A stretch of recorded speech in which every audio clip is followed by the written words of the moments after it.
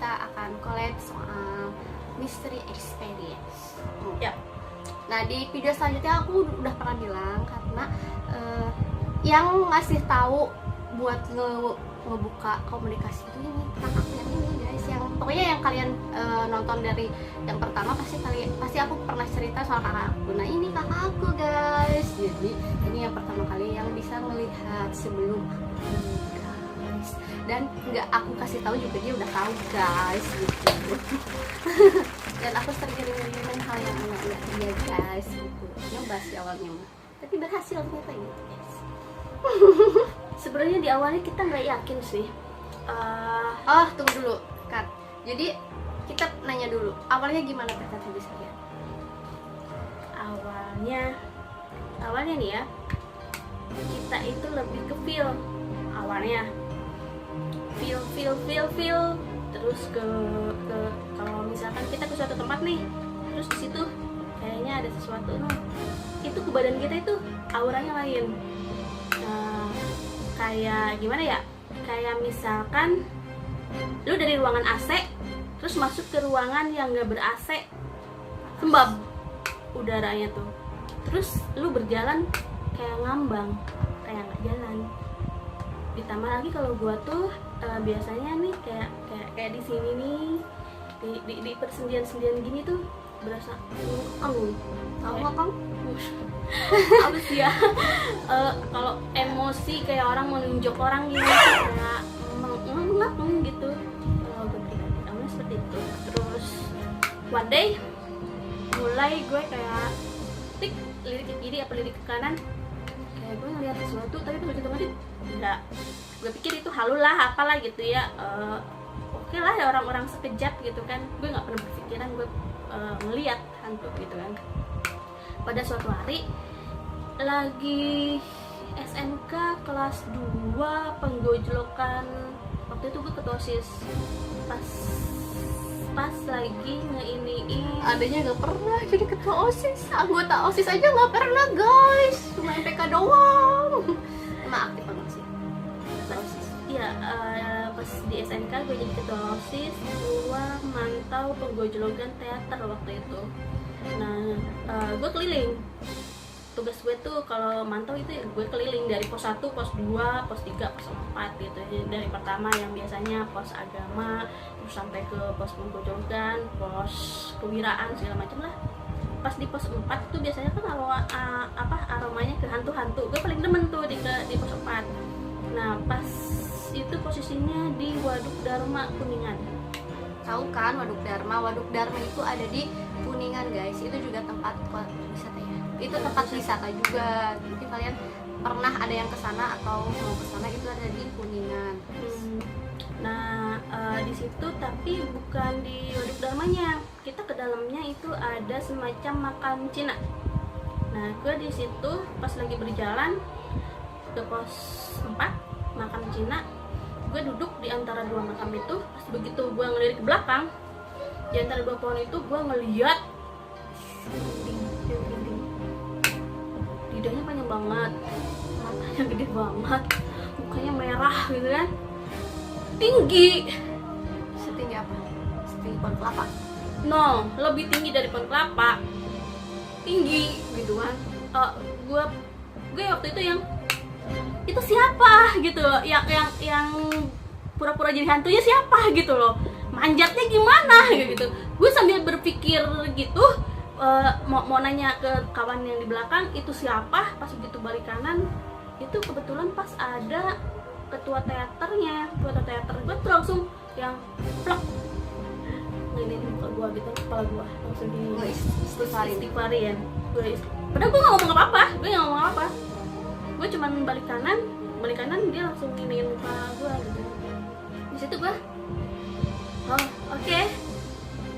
Tapi konyolnya lagi itu gue ditinggal di situ. Gue tinggal di situ sendiri gitu kan. Gue lihat lagi ke belakang nggak ada. Gue tuh sampai nggak ada. Dan lilin, kehabisan lilin, bener-bener gelap total gitu.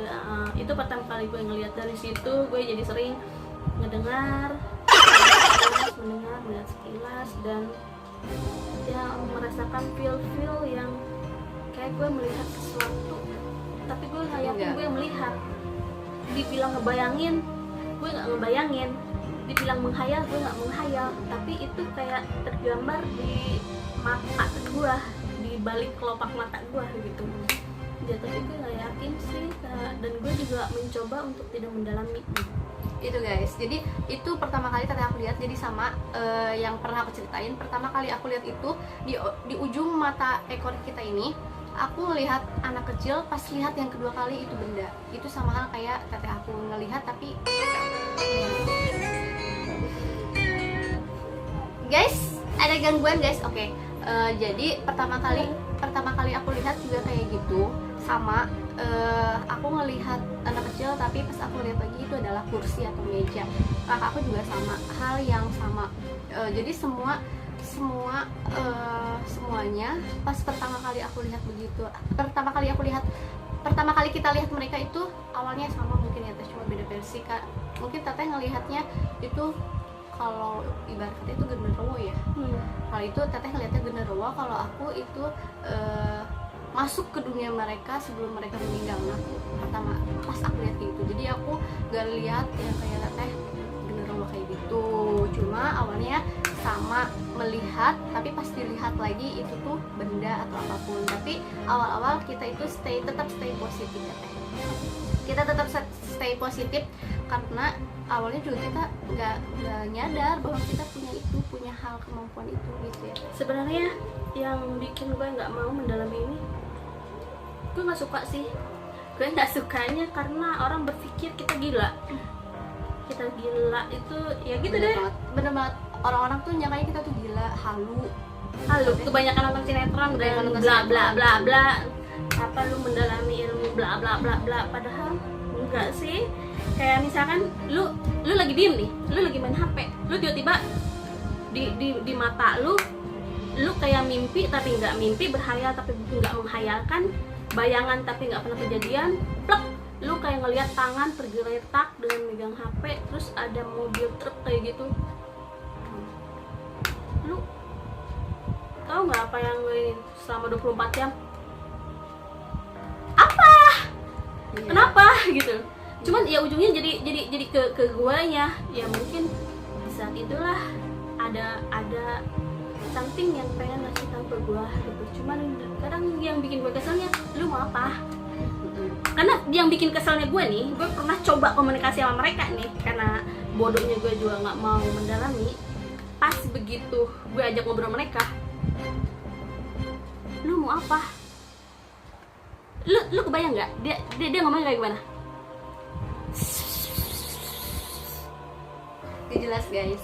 Jadi teteh aku itu sebenarnya itu gimana ya, susah aku jelasinnya. Jadi dia itu karena dia nggak mau mendalami, terus nggak mau komunikasi juga, jadi akhirnya kan kalau yang kayak gitu mereka juga ngerasa ya, kalau kita punya kemampuan ya, mereka juga ngerasa kalau kita punya kemampuan, dan mereka tuh kayak mau menyampaikan sesuatu, tapi teteh aku tuh nggak mau mendalami. Jadi yang didengar teteh aku tuh kayak gitu guys, kayak angin hidup ya, kayak angin, kayak orang ngomong gak jelas kali ya.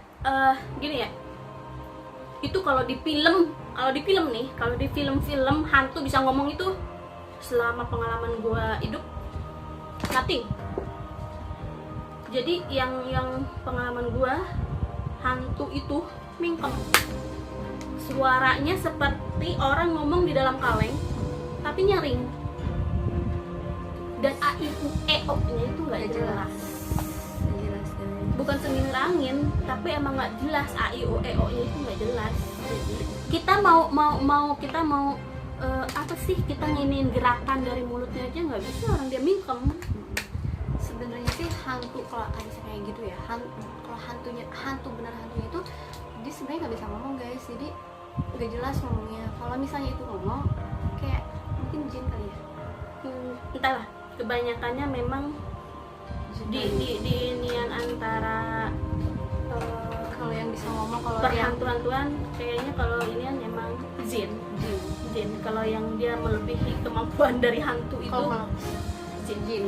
Jadi kalau sebenarnya dia tuh nggak bisa ngomong guys. Jadi hati-hati guys, kalau misalkan lu ingat sama seseorang yang udah meninggal, terus tiba-tiba dia datang, jangan lu yakin kalau itu adalah Iya. orang yang lu kangenin, karena Itu jin. di saat lu kangen sama seseorang yang